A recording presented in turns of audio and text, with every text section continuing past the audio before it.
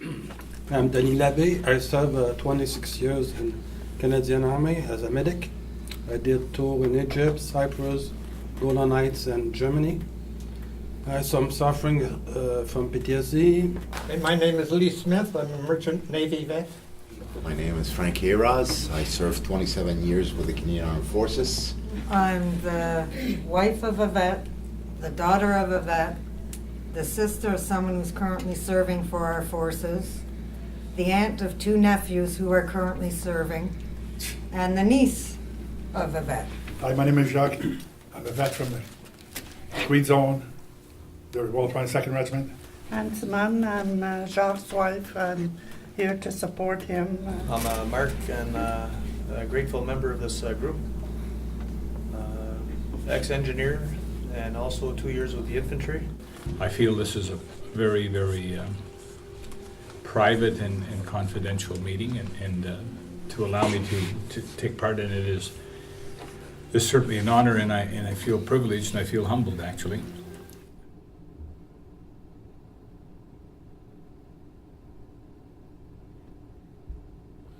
Yeah, there was no other group except the Legion, but the Legion, they have no program with people dealing with PTSD. That's why we decided to start our own group called Friends of Vet. You feel so isolated, you know, you've had difficulties and stigmas, and also, you know, being military is that it's hard to find people that really understand what military society and culture is like. We decided to go to the library by showing a documentary called Children of Soldier, and we asked the people in the room if they wanted some group. And it was unanimous. Everybody came to watch this documentary wanted to start a group. Well, then I got Denis and I going, so we had to get the wheels are started in motion to be able to have a place where we could host. Went to some churches and different facilities, and we were very, very lucky that we have a great facility right now. We put out information. We started going on the cable channels and getting the word out about our group. Because PTSD affect military and the family too, and children, so we decide to include the family, because they are dealing with the veteran dealing with the PTSD. We called it Friends of Vets because we wanted we didn't want to restrict our membership just to military veterans and their families. We wanted to open it to civilian participation too, and actually we wanted to strongly encourage civilian participation because when military veterans get out of the military, they need to reintegrate in civilian society, and it's often quite difficult for them to do so. And I remember the beginning with just maybe 4 people, always the same at the meeting. But now I said this year it's a big year. Past member and right member right now, I think we have up to 30 people. Good evening, everybody. I'd like to start our meeting here. It's our first day of spring here, and I'm glad so many people could be here tonight. Turnout keeps on becoming larger and larger. But as starters, I'd like to have a minute of silence for the recent suicides we've had in the military.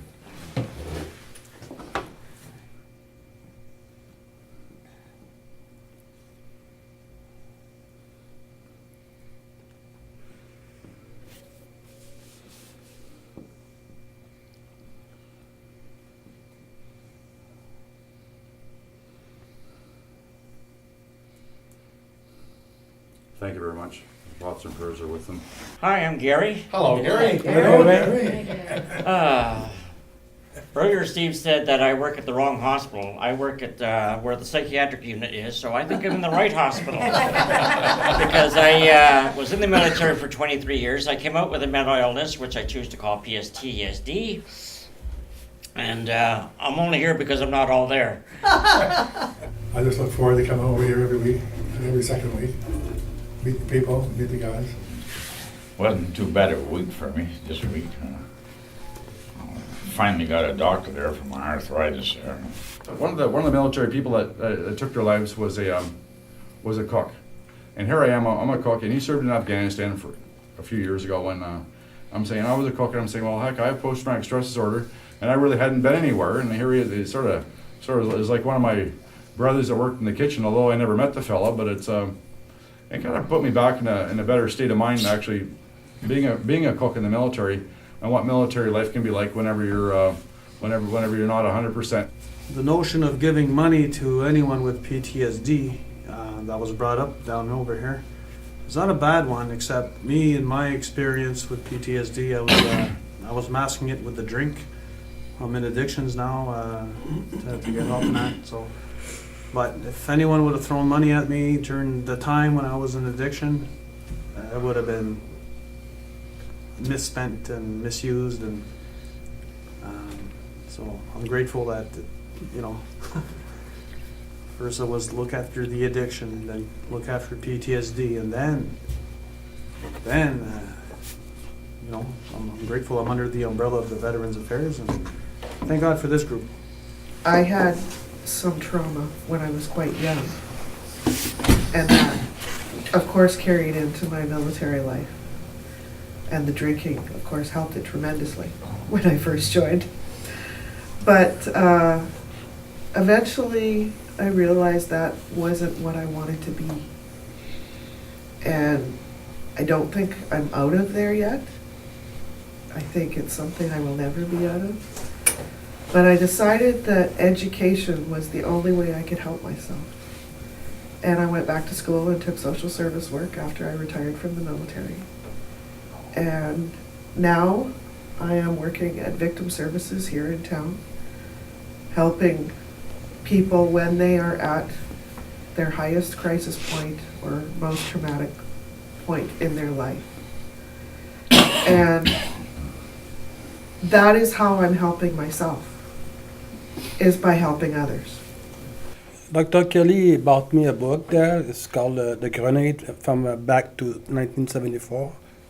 I was a medic at that time. And the first part, it's about cadets there.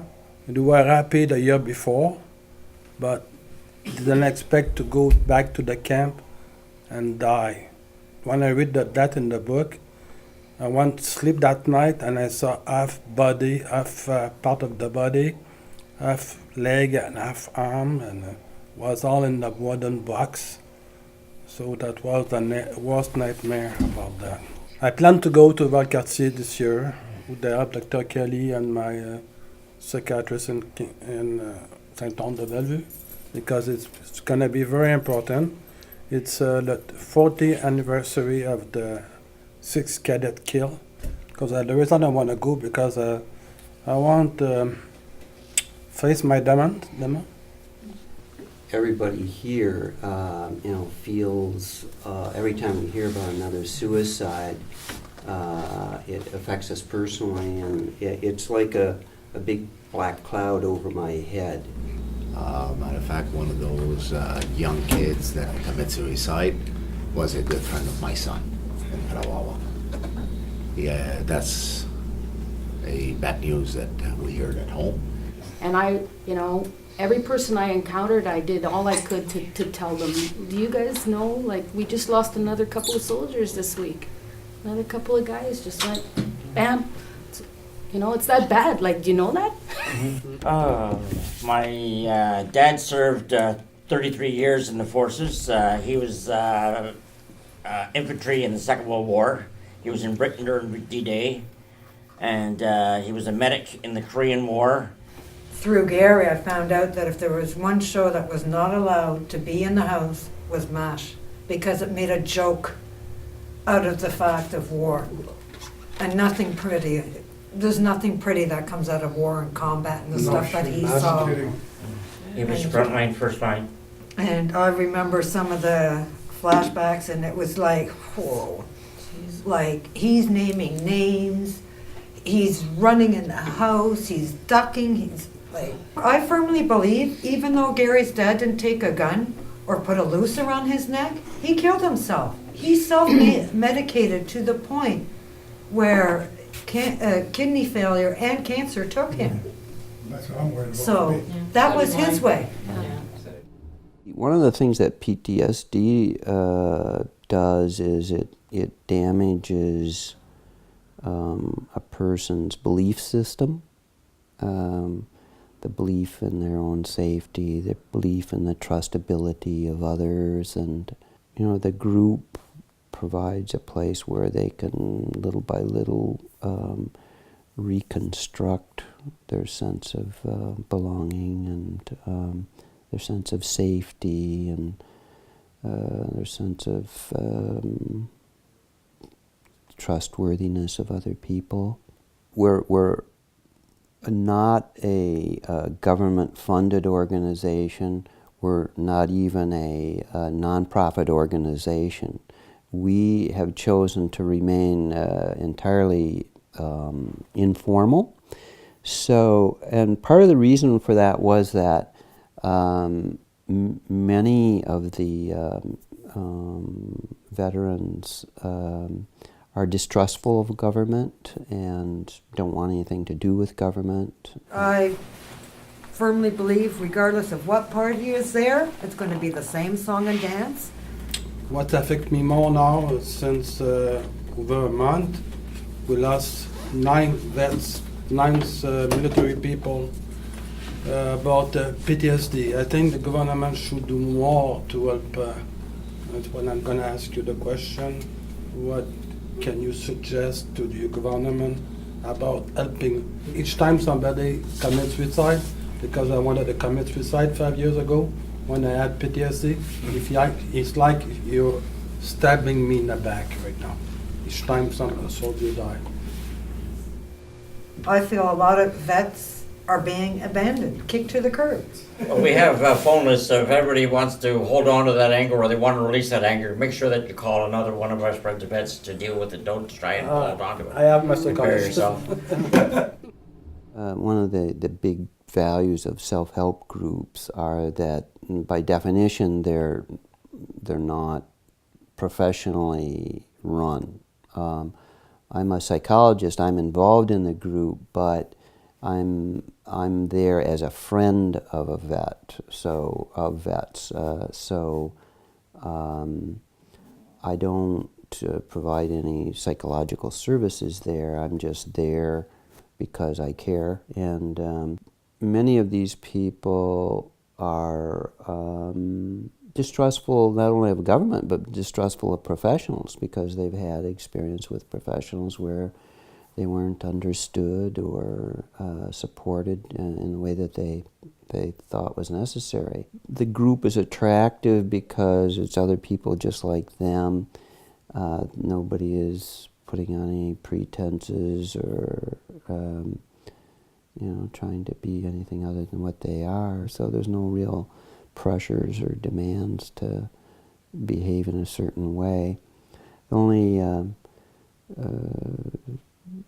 we ask that you don't interrupt somebody while they're talking. Just had another frustrating experience today that appears to will probably basically end up hitting the reset button, and I kind of wanted it to go on the record that if something happens to me, I would like my blood to be on their heads. And I find that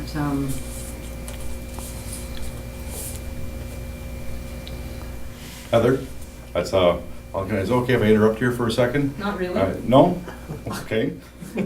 No, I do. I think we're here for you. Yes, we We are. are. And All we're of us. behind you all the way. And you talk about you have to really persevere and be resilient to these types of knocks and setbacks that we have. It's we really do we really understand what you're going through, and don't get discouraged. And unfortunately, Heather, is that for the bright people or the people that initiate and try to help themselves? Cut in here. I know why Heather left. It's because every time someone's speaking, you seem to want to just cut in there, and people want to be heard.